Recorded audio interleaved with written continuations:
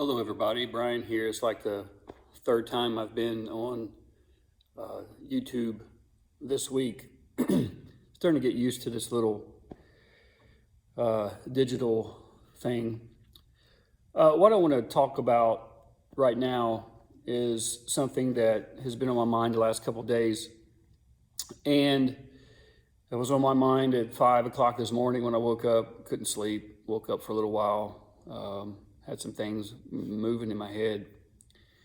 And I want to make a request or a challenge to you, especially our Spartanburg family and friends.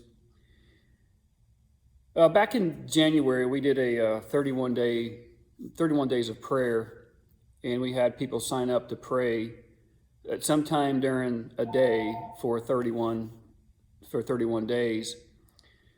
And that went really well. We had people signed up, and we had certain stations that people went to and things like that. One of the things that we've been doing as a eldership staff, and I know a lot of you have been praying as well, is just praying for God's leading, God's guidance through all this. So here's what I want to do. I want to read a part of one of my favorite characters in the Bible, Nehemiah. I just love his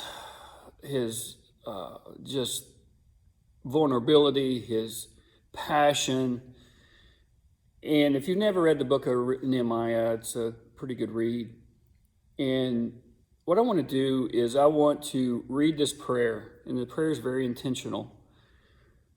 I want to read this prayer to you, and then I want to make a challenge to you after I read the prayer, especially our Spartanburg people. It doesn't have to be just the Berg. It can be anybody if you want to do that. But I want to make this Sunday a Sunday that sometime during the day you take time to pray specifically for the things I'll mention a little later. So let me read to you the book of Nehemiah. Started with verse 1 of chapter 1, verse 3. They said to me, "Those who survive the exile and are back in the province are in great trouble and disgrace. The wall of Jerusalem is broken down and the gates have been burned with fire." Nehemiah writes, "When I heard these things, I sat down and wept. For some days I mourned and fasted and prayed before the God of heaven. And then I said," and this is his prayer. I want you to listen to this, okay? "Lord, the God of heaven, the great and awesome God who keeps his covenant of love with those who love him and keep his commandments, let your ear be attentive and your eyes open to hear the prayer of your servant is praying before you day and night for your servants, the people of Israel. I confess the sins we Israelites, including myself and my father's family, have committed against you. We have acted very wickedly towards you. We have not obeyed the commands, decrees, and laws you gave your servant Moses." Verse 8. "Remember the instruction you gave your servant Moses, saying, 'If you are unfaithful, I will scatter you among the nations. But if you return to me and obey my commands, then even if you're exiled, people are from the farthest horizon, I will gather them from there and bring them to a place I've chosen as a dwelling for my name.'" Verse 10. "They are your servants and your people, whom you've redeemed by your great strength and mighty hand. Lord, let your ear be attentive to the prayer of this servant, and to the prayer of your servants who delight in revering your name. Give your servant access." Listen to this. "Give your servant success today by granting him favor in the presence of this man." And it closes, "I was cupbearer to the king."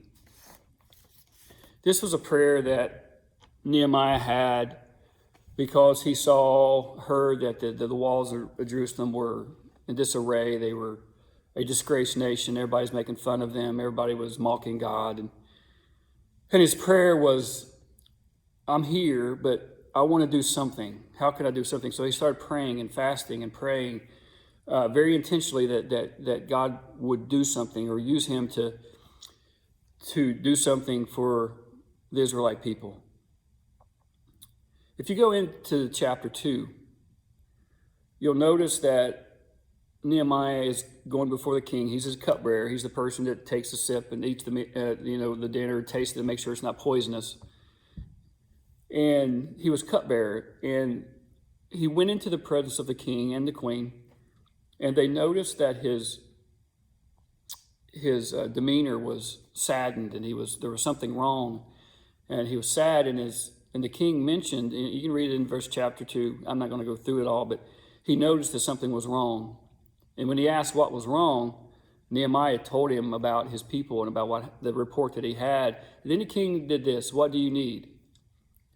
And Nehemiah said, I need this, and the king granted his request. And the rest of the book is talking about, rebuilding the building. I think it's 53 days. And it's a pretty amazing story. But what I want to get to the point of that is Nehemiah was very intentional about his prayer of what, he wanted to do. So here's what I want to do this Sunday. I want you to put some time aside. I don't care when it is, from 12 a.m. to 11:59 p.m., 12 a.m. to 11:59 p.m., sometime during the day Sunday.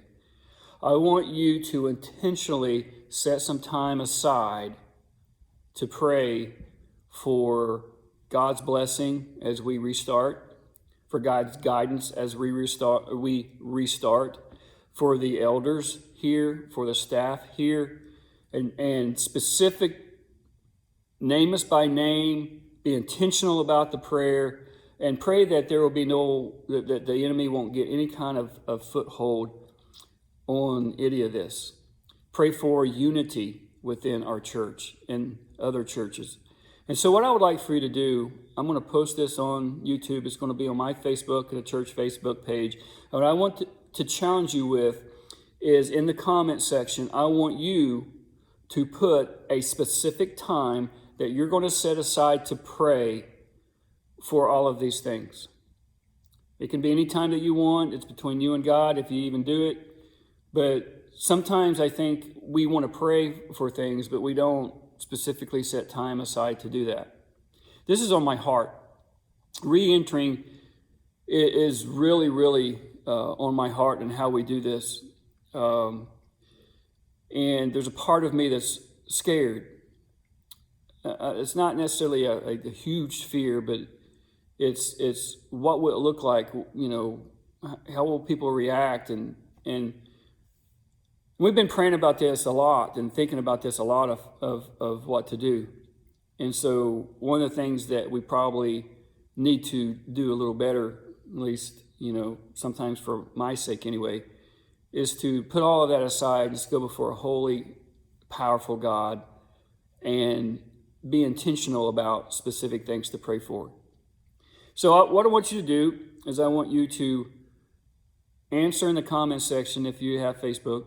I'm going to pray at 9 o'clock in the morning and pray for God's guidance, God's healing across our nation, anything that you want to, but specifically for our Spartanburg people, pray that God will be honored with our restart, and that when he's honored, that he's going to move with what he sees us capable of doing here.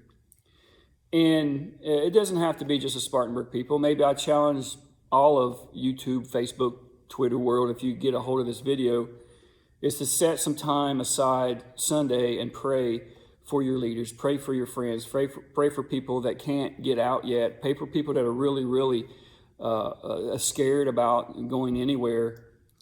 And you don't have to post your prayer or anything like that, but what I'd like for you to do is commit to a time, put it as an intentional response, put it in your phone, put it in your iPad, put it in whatever device you have to remind you that on Sunday at some time, I'm going to set some time aside and pray for your pastors and your leaders, your musicians, and just the overall church in general.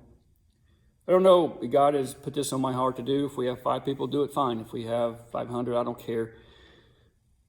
But I think it's time that we're getting ready to start, and I'm excited, but also a little nervous about it. And like Nehemiah, there's been specific things I've been praying for. I've been praying for that God will be honored and that we'll have unity within the church. And through that unity, people will notice and people will see it. And, the Berg's just a special place anyway. And the way we love on each other and the encouragement that people get here is amazing. And so anyway, that's my challenge to you for this Sunday. I know this is quick notice. I know that some of you may be camping. Some of you may be out of town. Some of you may be with family. I don't care. But I want to challenge you specifically to be intentional, to pray as we restart. Hey, I love you. Can't wait to see you on June 7th, if not before. And God bless.